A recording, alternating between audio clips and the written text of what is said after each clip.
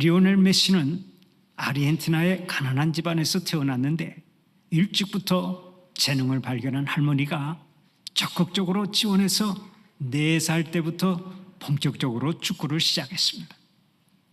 성장 호르몬에 문제가 생겨서 키가 다른 선수들보다 상당히 작았지만 뛰어나게 운동을 잘해서 일찍이 프로 선수가 되었습니다. 얼마 전에 그는 통산 900골을 넣으면서 지구상에서 가장 위대한 골잡이로 등극한 바 있습니다. 현재 나이가 39살이나 되었지만 자기의 프로 구단에서 연봉을 423억 원씩 받습니다. 요즘에는 운동 하나만 잘해도 성공하는 시대가 된 것입니다. 그러면 이렇게 운동 하나만 잘해도 성공하는 시대가 되었는데 운동선수로 성공하려면 운동을 어떻게 해야 합니까? 먼저 운동선수가 운동을 잘하려면 목적이 좋아야 합니다.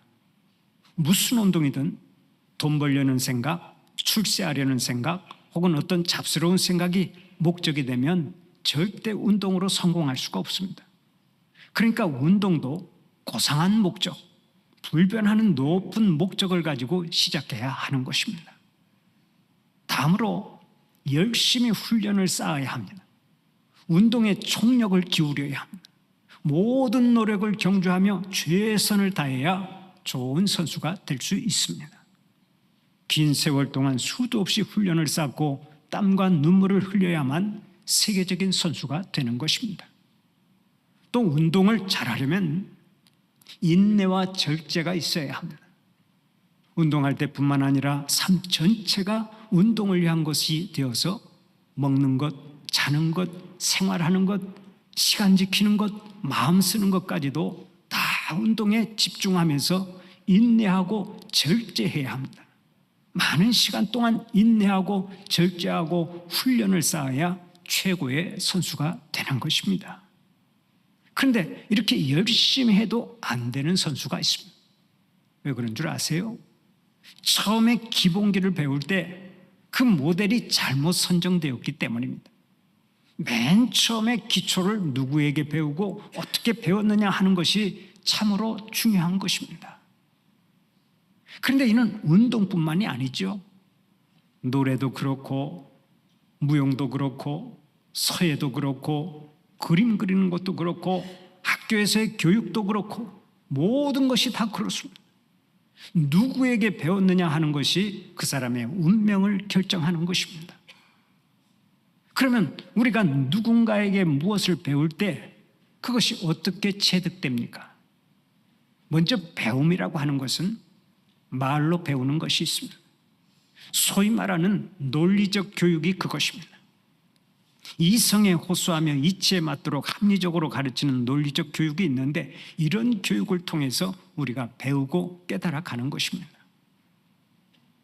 그런가 하면 가슴으로 가르치고 배우는 교육이 있습니다.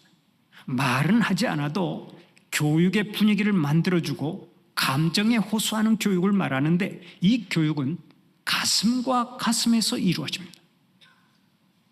또 하나는 본받게 하는 교육이 있습니다. 의식적이든 무의식적이든 자녀들은 그 부모를 닮게 되어 있습니다. 외모를 닮는 것은 말할 것도 없고 행동이나 말까지 다 닮습니다. 그런 의미에서 이 교육이야말로 가장 효과적인 교육이요 무서운 교육입니다. 자녀가 아무 생각 없이 배우고 무의식 속에서도 무언가를 계속 배워서 그것이 평생의 운명을 좌우한다면 그보다 더 무서운 교육이 없는 것이죠. 독일의 히틀러가 유대인을 600만 명이나 학살한 사건은 인류 역사상 가장 끔찍한 사건 중에 하나입니다. 이 사건은 아무리 생각해봐도 좀처럼 이해하기가 어렵습니다. 전쟁 중에 서로 싸우고 죽인 사건이라면 이해가 조금 됩니다. 그러나 이 학살 사건은 그게 아닙니다. 그냥 조용하게 살아가는 유대인들을 하나씩 둘씩 셋씩 끌어다가 가스실에 몰아넣고 다 죽여버렸던 것입니다. 어린아이부터 노인까지 아무런 저항도 하지 못하고 죽어간 유대인들의 숫자가 무려 600만 명이나 됩니다. 우리 순천시 인구의 20배가 넘는 사람들입니다. 어떻게 그럴 수가 있습니까? 전하보다 귀한 생명들을 어떻게 그처럼 학살할 수 있습니까? 히틀러도 분명히 사람인데 도무지 이해가 되질 않습니다.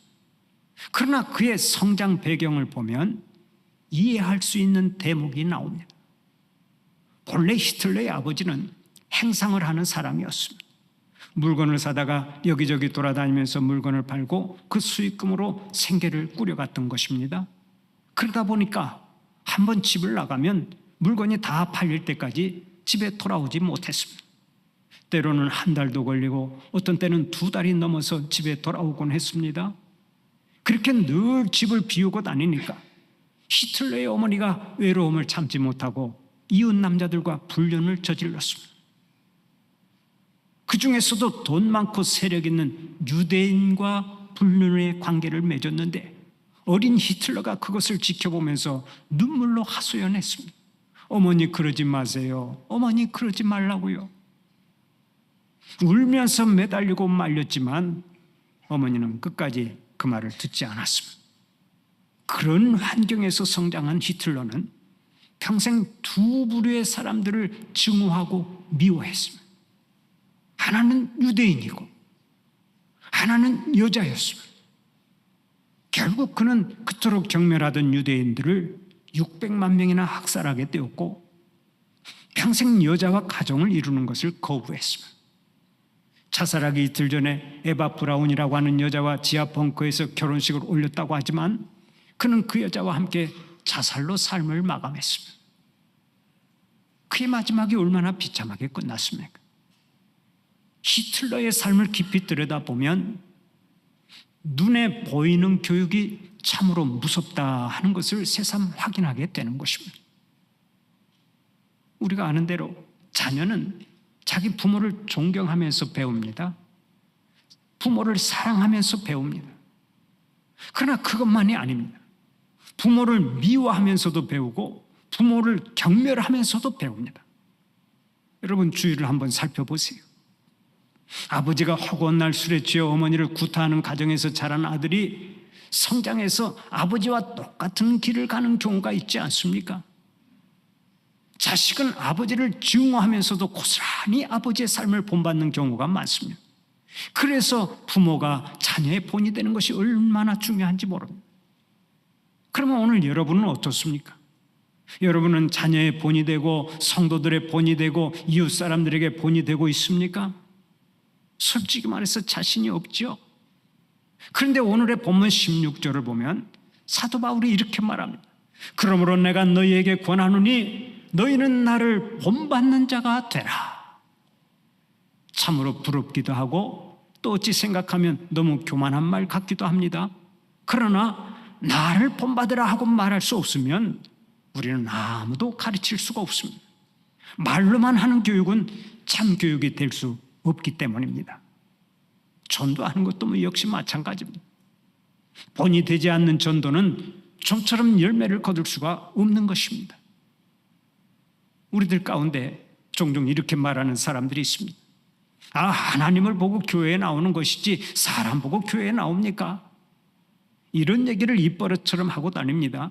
그러나 이야기가 이쯤 되면 그 교회는 절대로 부흥이 안 됩니다. 세상 사람들은 하나님을 볼 수 없으니까 결국은 교인들을 보고 예수를 믿기 때문입니다. 내가 교인으로서 본이 되지 않으면 전도가 안 된다는 얘기입니다. 그래서 전도학을 가르치는 사람들 사이에서 나온 유명한 말이 있습니다. 일생을 통해서 그 언제라도 위대한 그리스도인을 한번 만난 후에야 참 그리스도인이 된다. 여기서 말하는 위대한 그리스도인은 온전한 사람이나 허물이 없는 사람을 의미하는 것이 아닙니다. 어느 순간이라도 저 사람같이 되면 얼마나 좋을까? 세상에 저런 사람도 있구나, 저렇게 훌륭한 사람도 있구나, 저렇게 예수 잘 믿는 사람도 있구나 하고서 가슴이 뜨거워지고 깊은 감동을 받을 때 그 사람이 참 그리스도인이 될 수 있다는 것입니다. 이것을 반대로 생각해 볼 수도 있습니다. 만약에 어떤 사람이 이렇게 말했다고 합시다. 예수 믿는 사람들은 하나같이 마음에 안 들어.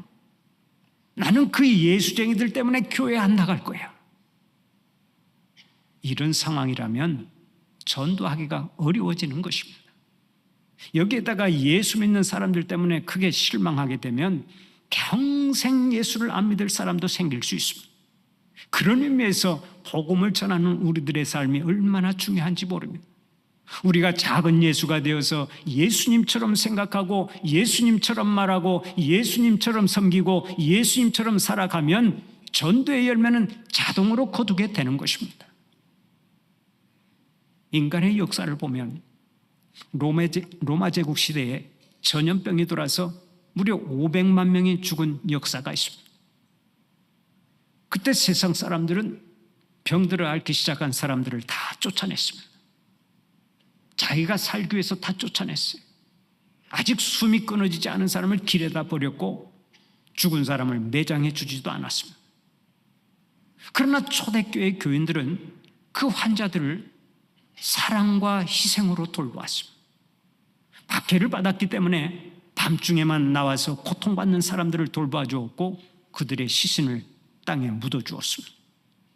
그러다가 전염병에 감염되어서 그들과 함께 죽은 교인들도 많았습니다. 그런데 그렇게 교회가 사랑의 본을 보이자 세상이 어떻게 변한지 아십니까? 그 교인들의 사랑과 봉사와 착한 행실을 보고 사람들이 교회로 몰려오기 시작했고 마침내 기독교가 로마의 국교가 된 것입니다. 세상 사람들은 하나님을 보고 교회에 나오는 것이 아니라 교인들의 행실을 보고 교회에 나오는 것입니다. 그런 의미에서 우리 성도들의 말과 행실이 얼마나 중요한지 모릅니다. 예수님은 오늘 또 우리에게 분명히 말씀하십니다. 너희는 세상의 소금이다. 너희는 세상의 빛이다. 우리는 예수를 믿으면서부터 세상의 맛을 내고 세상의 빛을 비추어야 하는 사명을 가집니다. 그런 의미에서 우리는 누구에게나 좋은 본을 보이고 살아야 합니다. 어차피 우리는 누군가에게 본을 보이게 되어 있고 또 사람들은 그 본을 따라오게 되어 있습니다. 그래서 오늘의 본문을 보면 사도 바울이 이렇게 말씀합니다. 너희는 나를 좀 본받으라. 너희는 나를 좀 본받으라. 어떤 사람은 이 말을 좀 지나친 얘기가 아닌가, 어떻게 감히 자기를 본받으라고 할 수 있는가 하고 생각합니다. 그러나 세상의 모든 것을 뒤로하고 그리스도의 십자가만 알기로 작정한 사도 바울의 삶을 생각할 때 이 말은 충분히 납득이 갑니다. 바울은 허구한 날 줄이고 헐벗고 갇히고 매를 맞으면서도 예수님의 복음을 전파하기 위해서 삶 전체를 바쳤습니다. 온갖 박해와 고통을 다 참으면서 주님의 영광을 위해 일했습니다. 살든지 죽든지 오직 그리스도를 존귀케 하려고 바울은 자기의 전부를 희생했습니다. 이런 사실을 잘 알고 있는 고린도 교회 교인들에게 사도 바울은 이렇게 말했습니다. 너희는 나를 본받는 자가 되라. 이 권면은 부질없는 것이나 사소한 것들에 흔들리지 말고 오직 복음에 합당한 사람으로 살아가기를 힘써 노력하라는 것입니다. 참으로 놀라운 힘을 지닌 권면이라고 할 수 있습니다. 사랑하는 우리 성도들도 이렇게 권면할 수 있는 복이 있기를 바랍니다. 내가 본받을 사람만 기다릴 것이 아닙니다. 내가 모든 이들에게 본이 되어서 얘들아 나를 좀 본받으라 하고 말할 수 있는 성도들이 되어야 하는 거예요. 특히 부모는 가정에서 자녀에게 본을 보여야 합니다. 가정에서 예배의 본을 보이고 기도의 본을 보이고 말의 본을 보이고 사랑의 본을 보이고 봉사의 본을 보여주어야 합니다. 바닷가에서 기어다니는 어미개가 자기는 옆걸음을 걸으면서 새끼 개들을 향해서는 얘들아 나는 옆으로 걷는다 해도 너희들은 똑바로 걸어야 한다 하고 말하면 100번을 가르쳐도 소용이 없습니다. 새끼 개들은 어미 개가 걷는 대로 계속해서 옆으로 걷습니다. 그러므로 자녀들 앞에서는 부모인 내가 먼저 본을 보이고 살아야 하는 거예요. 또 교회에서는 직분자들이 일반 성도들에게 본을 보이는 것이 얼마나 중요한지 모릅니다. 왜 그렇습니까? 하나님께서 특별한 직분을 주시는 이유는 목회자의 좋은 협력자가 되어서 교회를 든든히 세워가고 모든 성도들에게 본이 되라고 직분자를 세우셨기 때문입니다. 예배 생활이나 기도 생활이나 헌금 생활이나 봉사 생활에서 모든 성도들에게 본이 되라고 직분을 주신 것입니다. 우리 교단 총회 교회 헌법을 보면 교회가 장로 한 사람을 세울 때 세례교인 30명당 1명을 세울 수 있습니다. 장로 한 사람을 세우려면 세례교인이 30명은 되어야 한다는 것입니다. 여러분, 이 규정이 무엇을 의미하는지 아십니까? 장로는 최소한 세례교인 30명 이상을 돌보며 믿음의 본이 되어야 한다는 것입니다. 안수집사와 권사도 마찬가지입니다. 헌법에는 인원수의 기준이 없지만 교회 지도자들로서 교회를 세우고 목회를 돕는 일에는 똑같이 본이 되는 삶을 살아야 한다는 것입니다. 그런 의미에서 우리 교회 직분자들은 신앙생활을 할 때 항상 다른 성도들에게 본이 되고 신앙에 선한 영향력을 끼쳐야 합니다. 오늘 이 시대의 작은 예수가 되어서 예수의 향기를 널리 드러내야 합니다.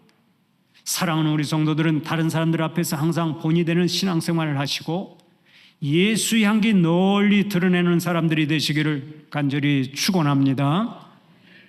다음으로 바울이 나를 본받으라 라고 말했는데 이 말에 다른 뜻이 있습니다. 그것이 뭔지 아십니까? 적어도 나를 본받으라 하고 말할 때는 그 뒤에 자기 만족이라고 하는 기본이 있는 것입니다. 나를 본받으라 하고 말하려면 적어도 자기의 삶에 만족해야만 이 말이 가능합니다. 자기 삶에 만족하지 못한 사람이 나를 좀 본받으라 하고 말할 수 없는 것이죠. 어디서든 자기 생활에 만족하고 행복하게 하는 사람이 주변 사람들을 행복하게 만듭니다. 그러나 스스로를 불행하다고 생각하면서 허구한 날 신세 타령이나 하고 내가 어쩌다가 이렇게 되었나 하고 탄식하면서 살아가면 주변에 있는 사람들까지 다 우울하게 만드는 것입니다. 그런 의미에서 우리는 주변 사람들에게 본받으라, 본받지 말라 할 것 없이 먼저 내가 만족해 하고 내가 행복하게 살아야 합니다. 사도 바울은 스스로 만족하고 행복하게 살았기 때문에 항상 이렇게 말했습니다. 나는 만족하고 늘 행복하다. 너희들도 나를 본받아서 행복하게 살아가라. 사도행전 26장을 보면 사도 바울이 아그리빠 왕 앞에서 생사가 갈리는 재판을 받습니다. 그런데 그 재판정에서 바울은 이렇게 말합니다. 여기 모인 모든 사람이 나와 같이 되기를 원합니다. 얼마나 대단한 얘기입니까? 남을 부러워할 것 없습니다. 내가 만족하고 내가 먼저 행복하게 사는 것이 중요합니다. 내가 내 삶에 만족하고 행복하게 살면 감사하게도 내 주위에 있는 사람들이 행복을 노래합니다. 내 삶에 만족하지 못하고 불행하게 살면 내 주위에 있는 사람들에게 괴로움을 주게 되지만 내가 삶에 만족하고 행복해하면 그 행복이 그대로 전염이 되는 것입니다. 사랑하는 우리 성도들은 모든 것이 하나님의 섭리 가운데서 이루어진 줄로 믿고 모든 일에 만족하고 모든 일에 감사하고 모든 사람들에게 나를 본받으라 하고 말할 수 있는 자들이 되시기를 축원합니다. 어느 교회에 외과 의사인 한 장로님이 있었습니다. 외과 의사를 항상 피를 만져야 했습니다.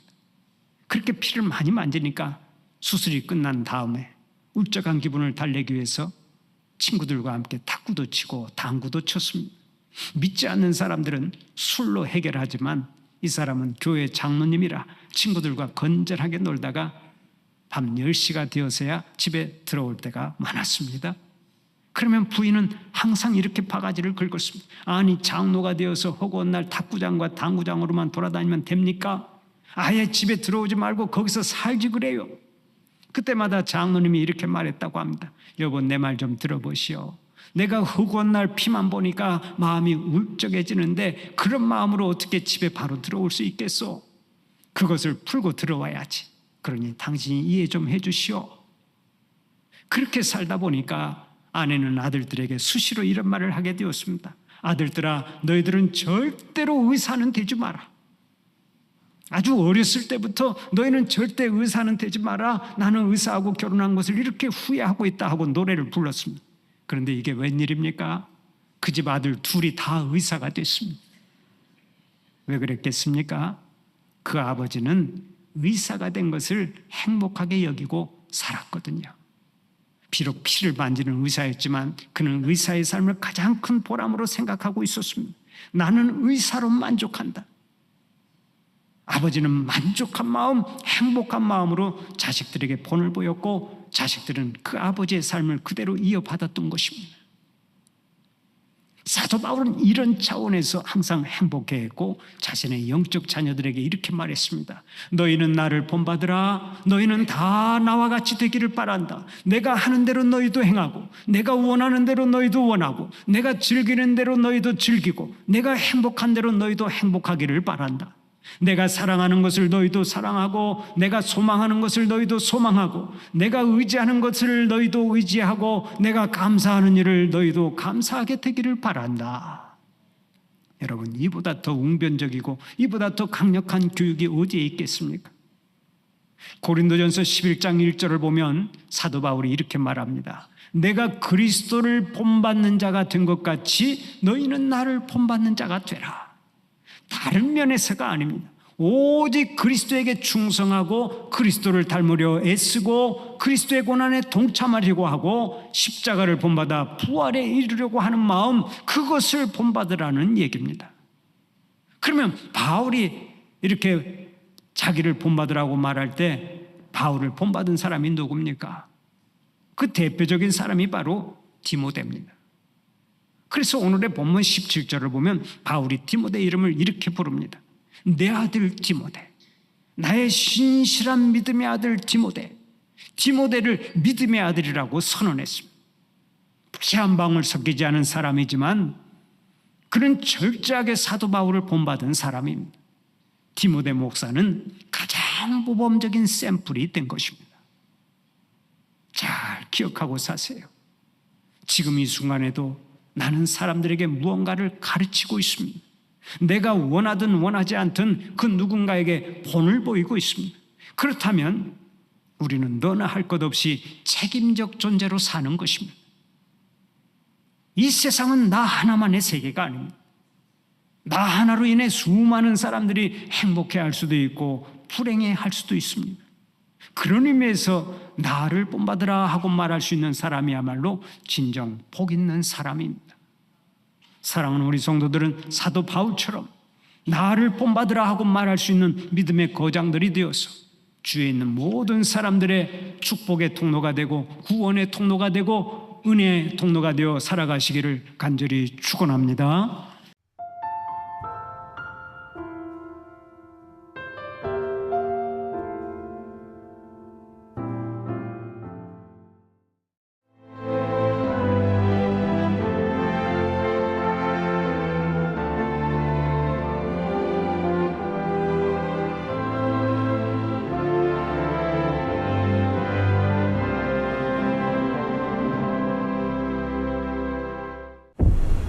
최적의 산업 인프라, 편리한 교통 인프라, 대표 2차전지 클러스터, 미래형 신산업, 해안관광의 중심지, 살기 좋은 정주 환경, 미래를 여는 투자 중심지, 광양만권 경제 자유구역.